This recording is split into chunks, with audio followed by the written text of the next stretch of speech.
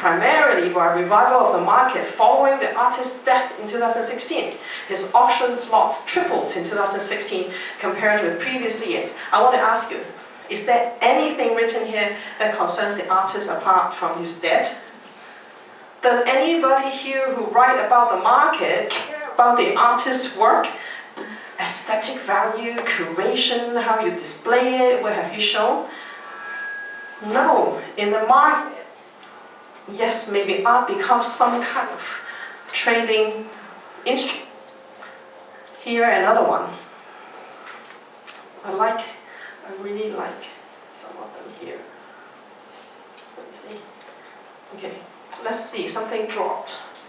Okay, this guy, from the series of office affairs, bought at Phillips London in 2009 for $54,000 and sold by the same house for $1,700 in April 13, 2016. The buyer who acquired the work at the artist price peak had already tried to sell the painting in 2015. The final depreciation amounted to minus 97%. So it's like depreciation of your house. It's like depreciation of a car. It's like depreciation of gold. Did you write anything about, did you know anything about this work at all, apart from the prices? No, so today we're talking about market. That's why I just want to focus on the economics and the market behavior. I'm not suggesting that it's right or it's disgusting, but this is just a fact that this is happening in the world. Okay, apart from pricing trend, and then global sales trend, and law of demand and supply. Maybe we also need to understand what the trend is, as in what do people like, what do major collectors like at the moment, what do they like?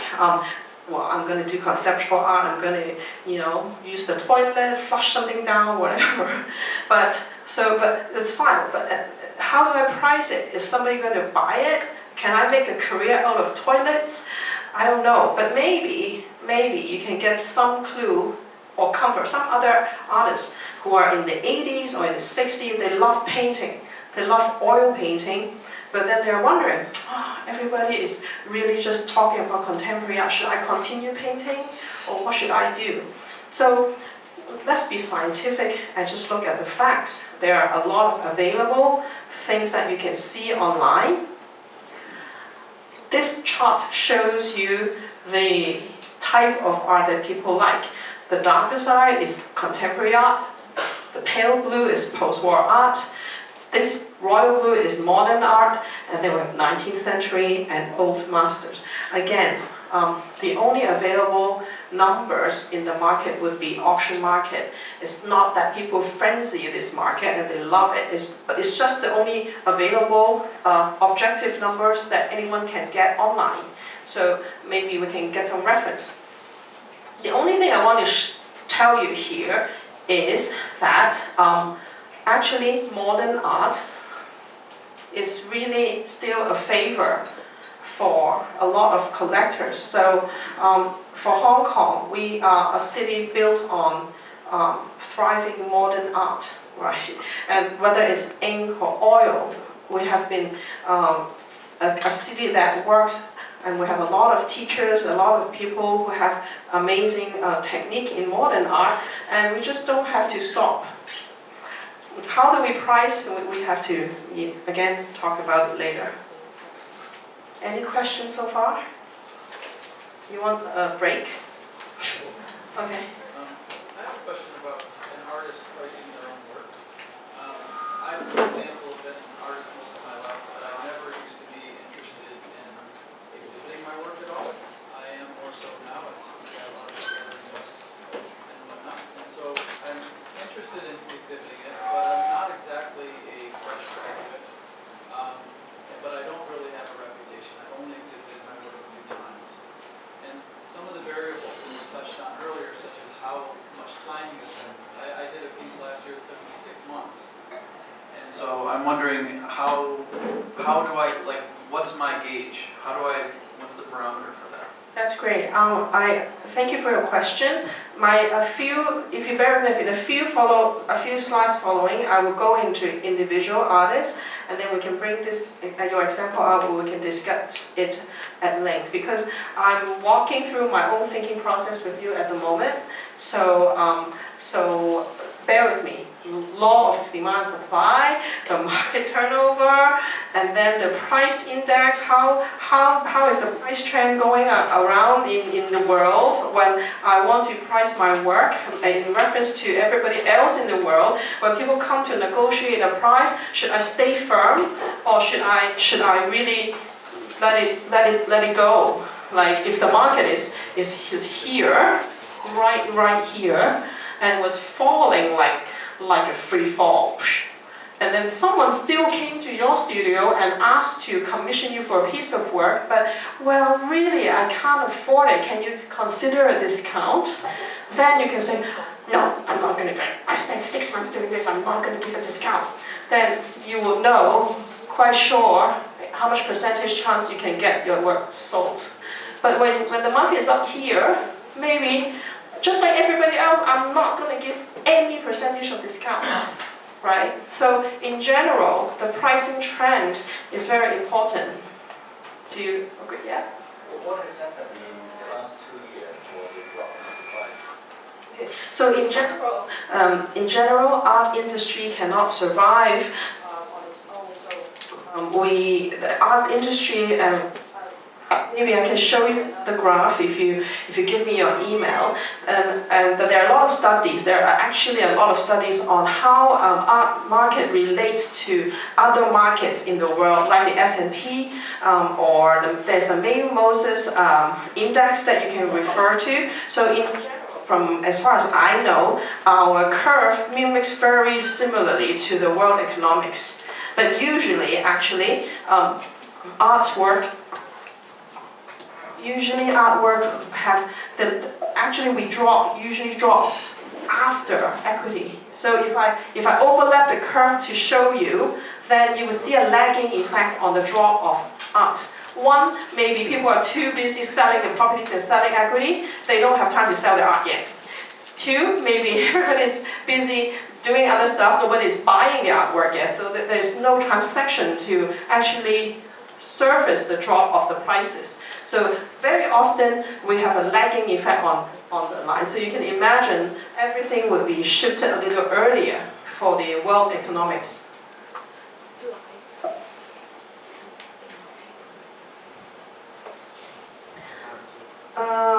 I want to highlight China and Hong Kong because we're here in Hong Kong and we are part of China. So the lines shows here again, the blue is number of auction lots, and this one is lots on offer, and the red one is the revenue. So perhaps we can just focus on the revenue side. So again, the peak is right here in between 2010 and 11, and the auction turnover was over 10 billion, right? And now it's basically half. And in terms of number of lots as well, there are much fewer lots, making much fewer turnover. That means fewer people are buying, fewer people are selling, and the prices have dropped. You agree? So there are a lot of facts that are available in the market for you to see, but as I showed you just now in the other curve, this one, although that the Chinese auction market has dropped by half since 2011, we are still the number 2 in the world. Hong Kong is embedded in China, but Hong Kong takes a major part as well. But we are number 2, we surpass UK, and then France is, so that's my other point. Hong Kong market, China market, it's probably still very important. When we price as an artist, when we price our art, we have to be careful of the taste and the behavior of Chinese clients if you want to sell in Hong Kong, China. Yeah, so just want to show you those two, oil painting and contemporary art maybe would be something that most of us here would be interested. And just want to show again, it's kind of the same trend, right? The revenue is right here. It's still like a spike downward, but it's kind of healthy actually because it's not dropping so fast. And perhaps whether it will go up again or plateau or it will drop, we don't know. But this part here perhaps should affect our pricing of our own art, maybe as a gallery or as an individual artist. And also as a buyer, maybe plateauing, not the best market, I can negotiate bigger discount.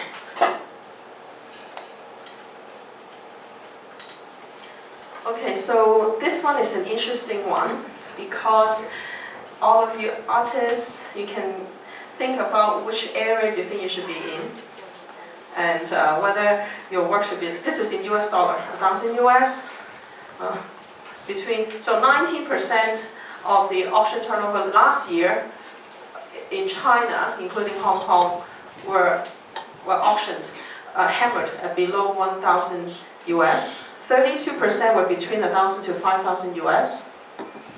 And then another around 27 is between 5,000 to 20,000.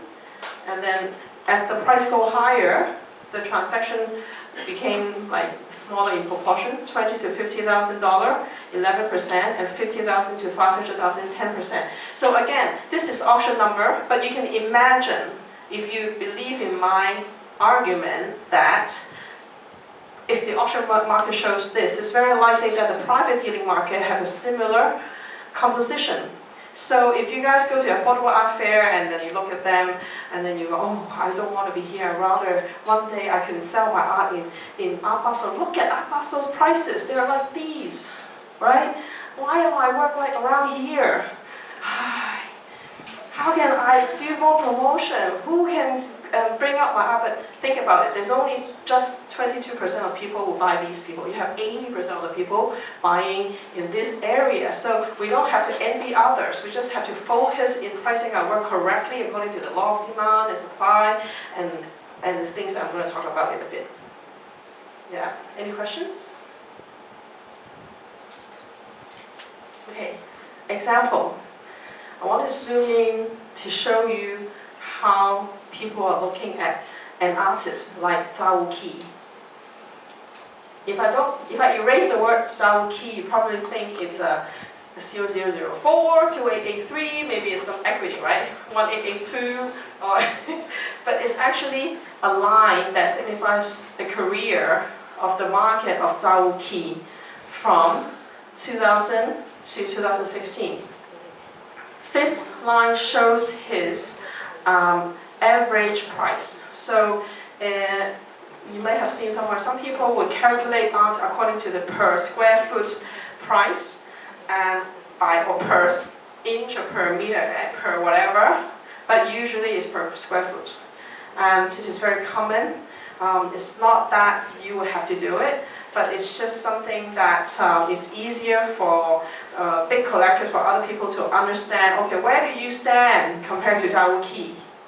Where do you stand compared to Zhang Daqian or others? So for younger artists, I was going to type in, I was going to find some pricing charts like this for younger but amazing artists, and some of them are not available yet. So even in the contemporary art world, with some artists who have consistent sales, they may not have this kind of chart yet. But I think they will be coming. But here you can, if you want to go to auction and you want to consider whether you want a piece of Zhao Qi, then in general you can look at this. And look up there in Chinese, it says, at the moment, and then the highest, at the moment the average price is 1.7 million, and the highest and lowest, and then last season compared to the season before. So again, market looks at an artist like a stock. Zheng Fanzhi, contemporary artist. Right? I I don't need to go in, it's just an idea for you to understand. You can easily find this online. Okay, so after all that, do you need a break? Or otherwise, we can go into more discussion. Please ask me questions anytime you want here. So how should I price my artwork? So just now I was talking about demand and supply. So now let's think about ourselves for a minute as an artist. Has anyone bought art from you before? Yeah, and so you know I have there's demand. There's a certain demand, but has there been consistent people buying your work? Not really. So then you have to think about, oh, can I actually make a demand curve, or do I only have one dot? If I don't actually have a curve, then we have to consider how I should price my work.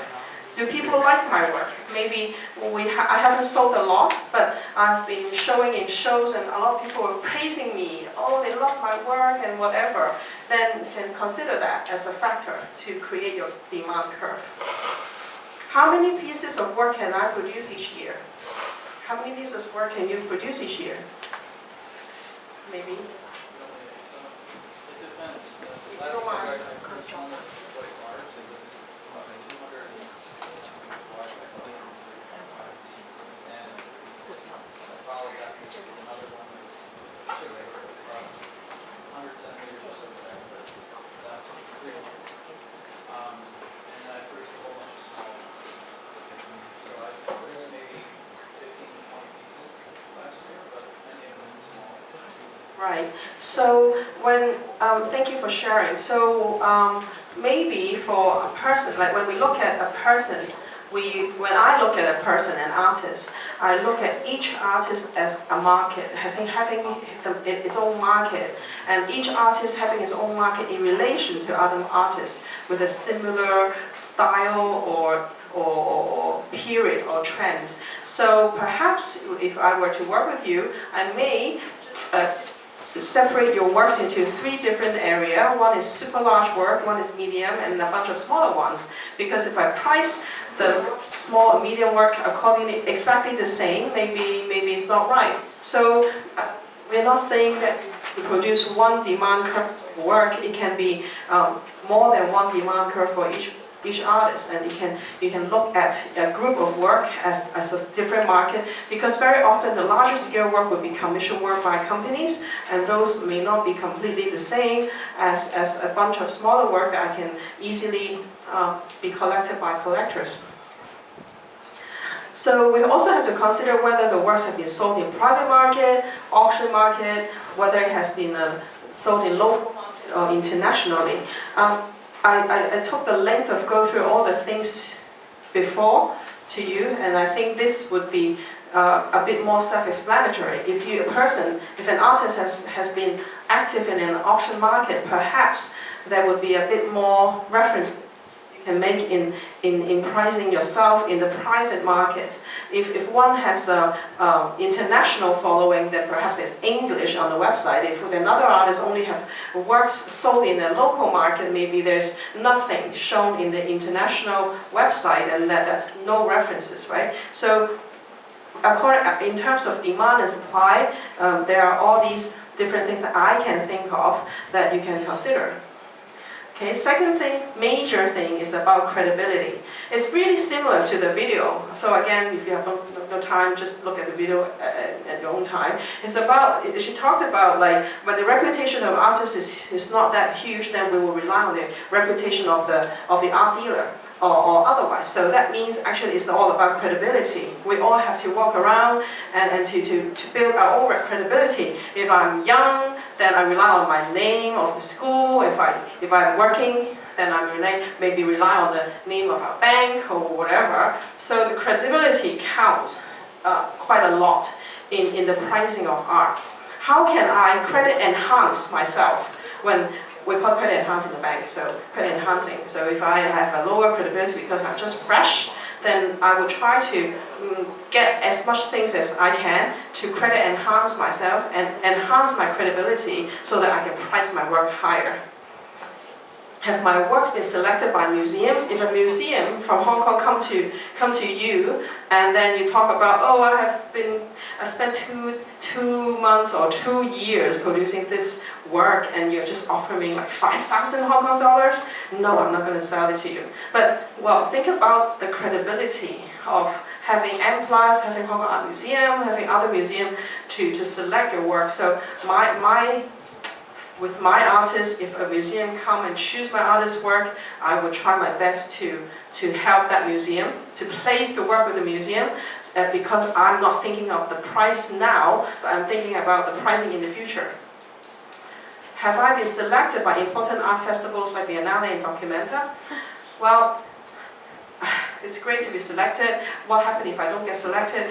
Well, then I'm just tapping into kind of like professionalism. You don't have to wait for people to select you. You can submit your own proposal to these people. Once they announce who is going to be the curator of Documenta or whatever, you can put together a professional package, which I do for my artists, and we can submit to them. And if they choose us, then that credit enhance my future pricing as well.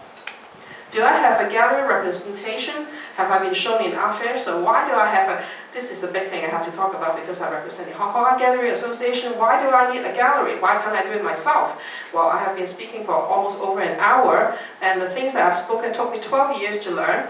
And I hope I have been very articulate. So you have artists have all the reasons to have a gallery to help. 1, to improve your professionalism. 2, to allow the gallery to help you do the marketing side and look at all the graphs so that you can only just produce and focus in your artwork. And thirdly, a lot of reputable galleries do credit enhance the artist and perhaps in the future help raise the prices.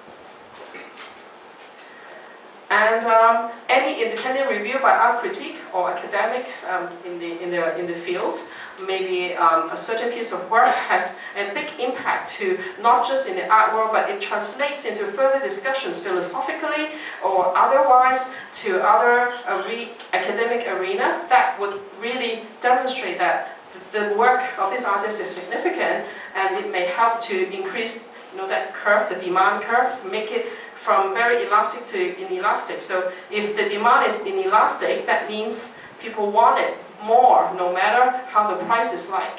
So when we start like this, the more we do on here would help to change your curve from here to straighter.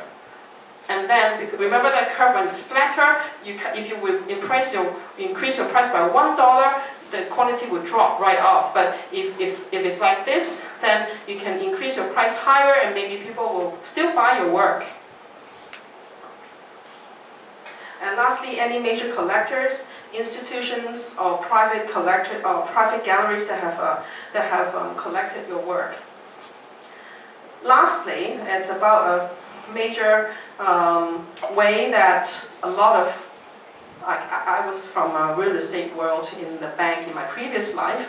So when we look at real estate, we always compare. So why is that guy's property in just down the street is so much more expensive than mine? It's not fair, or like it must be wrong. But actually, for property, it's like art. Every piece of property is unique. Because of feng shui, and it affects the price as well. So we are in China, we have to think about that too when pricing. Because of feng shui, the direction of the flat, whether it's in the middle, at the end of the street, which floor, everything counts to the price. So I am a graduate from the Chinese University of Art. I got first honor.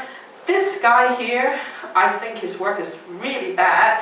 And then he is also a graduate from the same class. Why is his work taking off, and I'm still a poor artist? I still have to teach and do all kinds of things, and he has his studio. Well, we have to compare works in a more kind of scientific way, and we have to understand exactly where we are to understand how we can price ourselves. So the first question we should ask is, how unique are my works compared to others? How unique are you? How unique? Have you seen similar type of work somewhere? Have you been inspired by someone, but you have been inspired and you've been transferring that inspiration to something very similar? Or have you been inspired and completely form something that is highly stylistic and nobody has seen before. That would make a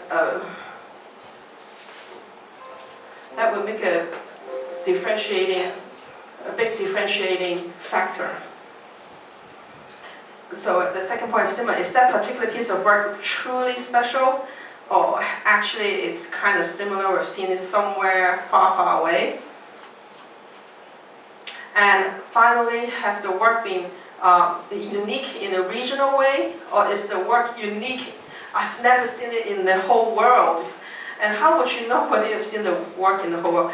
Of course, it takes time for you to travel to all these important biennales, important art fairs and stuff to see the works. So this is how I would price my artwork. So, to answer your question, no. Time, production costs, material, whatever, books you bought from Taobao, Amazon.com, the opportunity cost of not going out with my girlfriend, whatever that you think of, you may not always transfer your production cost to your collectors, especially at the beginning of your career. You really need to build a stable, inelastic demand that we talk about, like that. That is not so price sensitive. If when your demand is stable and is highly demanded, then you can creep in all these costs. Even the collector will fly you first class to go to their home to install the artwork. But before that, we really should say no to adding or jack up all the price of your, it doesn't matter. Remember all the points that I talked about, the law of demand and supply, the world market, the price index, and then your individual comparison of your artwork to everybody else. These things matter, but your production cost is your problem. You cannot just ship that to consumers. It just doesn't work. Any questions? I have very little things to say about display in my artwork because, again, oh, okay, great. Sorry, I do have a question. Okay. I am more kind of a person that just observe art around.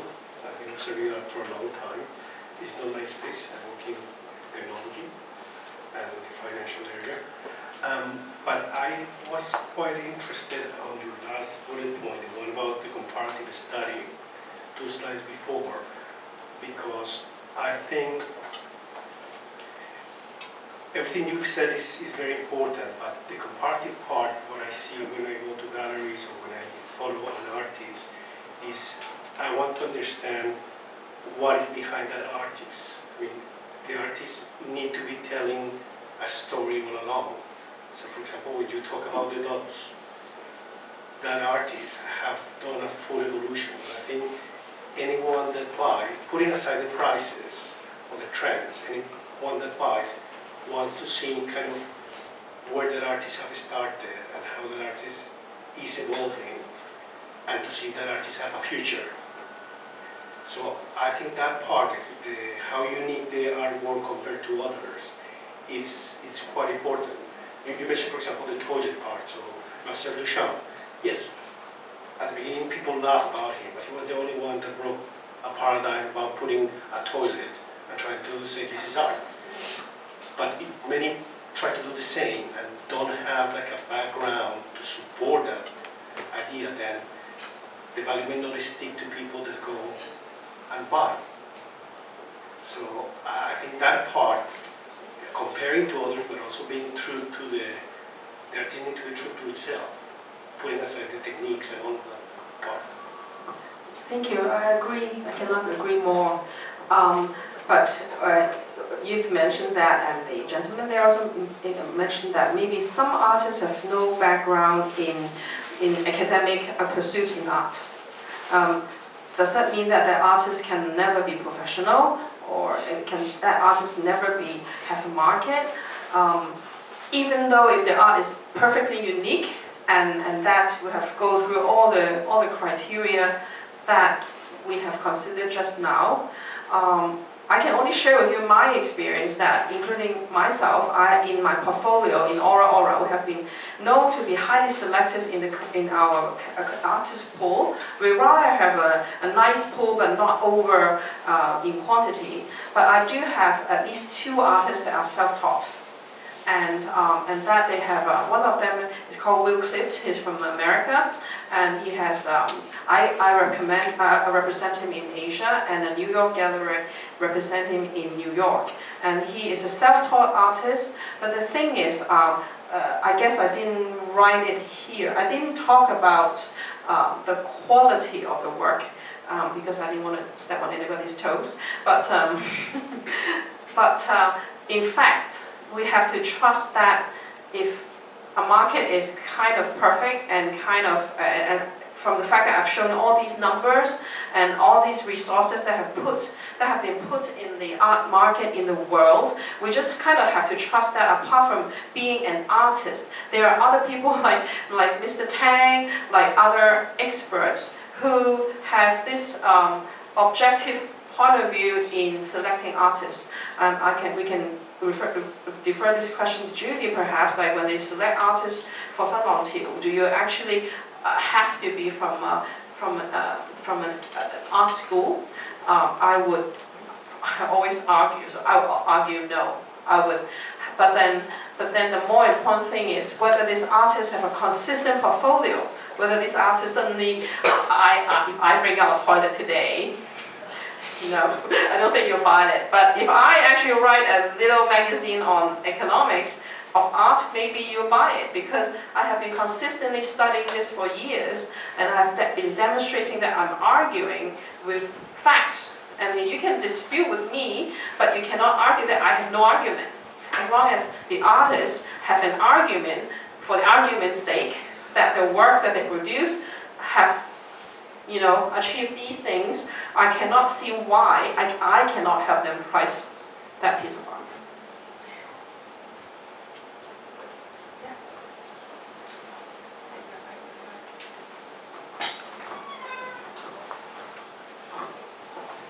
Hi, thank you for your time today. And I had a question.